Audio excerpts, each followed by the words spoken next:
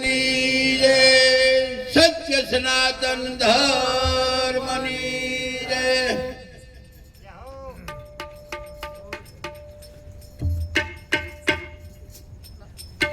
હમણાં આપણે હમણાં થયા અને ત્યારે બધાએ 5-5 મિનિટ આશીર્વચન આપ્યા હતા.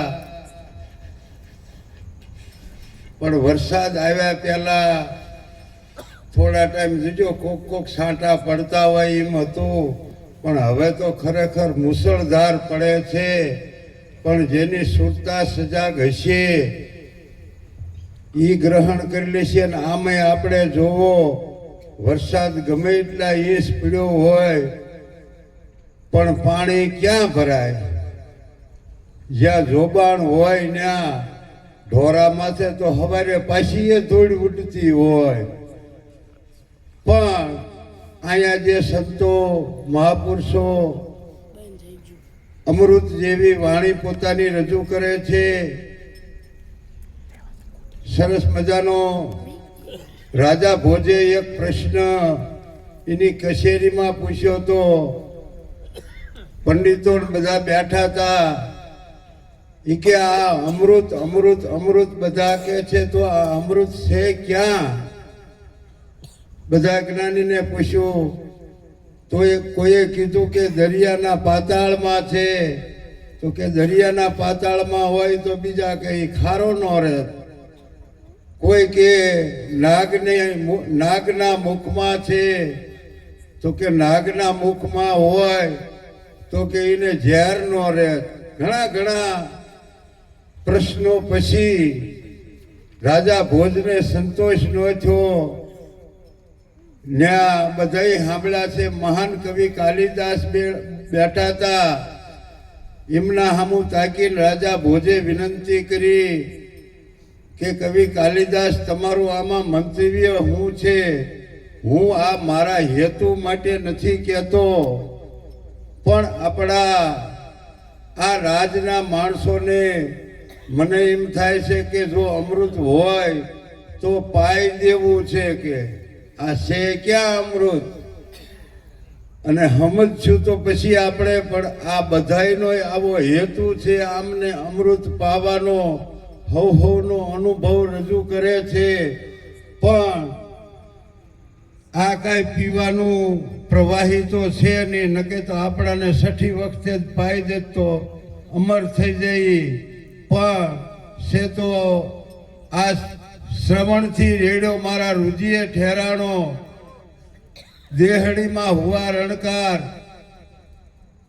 હા, પછી કવિ કાલિદાસને પૂછવામાં આવ્યું ત્યારે કવિ કાલિદાસે કીધું કે મને તો 2 જગ્યાએ લાગે છે.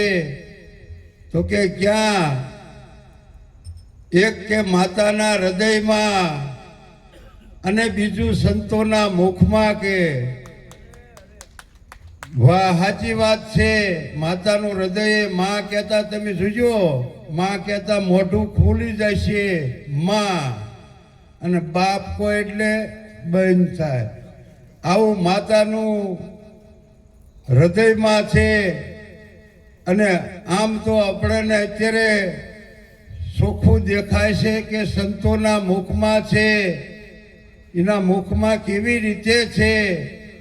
આપણને 4 વેદ 100 શાસ્ત્ર 18 પુરાણ 108 ઉપરના ઉપનિષદ છે.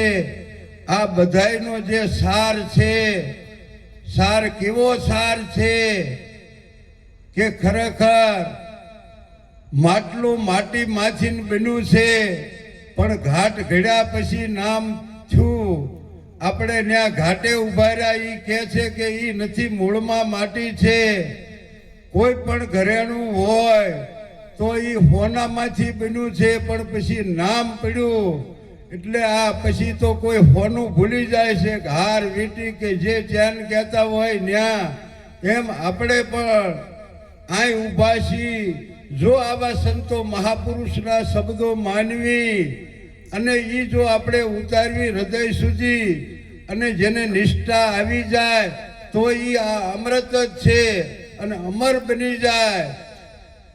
બાકી તો જો આપણને આ સંતોના શબ્દો આજની સભા ખરેખર તો મને એમ લાગે કેટલી શાંત બેઠી છે અને હવનો અનુભવ મારા અગાઉ મહાપુરુષ સતી ધર્મ વિશે પણ એટલું બોલ્યા કે એમને આમ હરમાં આવી ગયું હતું અને છે એમ પણ આપણે કાંઈ વિરોધ તો નથી કરતા પણ ખૂબ ખૂબ જે અજ્ઞાનતા છે એ બીજાની તો છોડો પણ ગુરુ શરણે ગયા હોય એમાં જો નીકળી જાય તોય આપણે ઘણું માનવી, કારણ કે જગત તો આખું અજ્ઞાનમાં હોય એવું આપણને લાગે.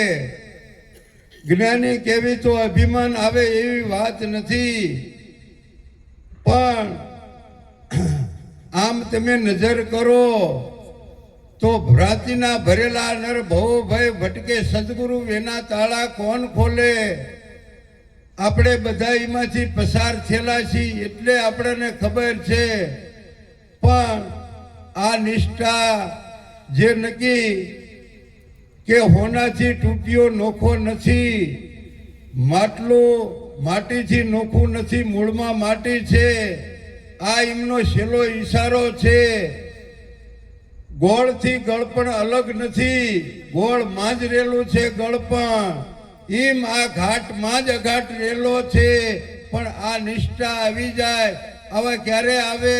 મહાપુરુષના શબ્દો શ્રવણ કરીને હૃદય સુધી પહોંચાડવી ત્યારે. આમ તમે જોજો, મોટર કે આપણે વાહન લઈને જતા હોય તો એને તેલ તો પેટ્રોલ પંપે નાખવું પડે, પણ આપણે પછી આમાં તો હોટલમાં ખાવું પડે. એમ આ શરીર માટેનો જે ખોરાક છે એ તો અન્ન છે, પણ આત્મા રૂપી જો આ હોય તો આ અમૃત જેવી વાણી છે એ જે સાંભળે અને હૃદયમાં જેને ઠેરાય. વાત તો એક જ હોય છે કે સ્વાતિના મેહુલિયા વર્ષે એના હાસા મોતીડા થાય, પણ એનું એ બિંદુ જો કે એરુના મુખમાં પડે તો એમાં ઝેર થાય, કદળીના ઝાડ ઉપર પડે તો એનું કપૂર થાય, અને માછલી હવા ગજ ઊંચી થઈ અને બિંદુ ઝીલી લઈને તળિયે વહી જાય તો એના હાસા મોતી થાય. આવા મોતી જેવા શબ્દો ખરેખર આ સંતોના છે. આપણે સાંભળી રહ્યા છીએ અને સાંભળવાના છે. આટલું કઈ મારી વાણીને વિરામ આપું છું. બોલો સદગુરુ મહારાજની જય. ધન્યવાદ દેવારામ મહારાજને. સાચા મોતી બનવાની વાતો કરે છે સંતો, પણ શબ્દને બરોબર પકડો, લક્ષ્યની અંદર લ્યો તો સાચા મોતી થાય. અમથામથા નથી થતા. જ્ઞાનના ગજવામાં લઈ લો, હૃદયની અંદર તમે સંતોના અમૃત જેવા વ્યાણ રાખો તો સત્ય રૂપી જ્યારે દીવો દેહની અંદર પ્રગટ થાય છે ત્યારે અજ્ઞાન રૂપી અંધકાર જતું રહેશે ને કાઢવું નહીં પડે. હવે આપણે દૂર દૂરથી પધારેલા જાડિયાણા નિવાસી ત્રિભુવન રામ મહારાજ આપણને 15 મિનિટનો લાભ આપશે.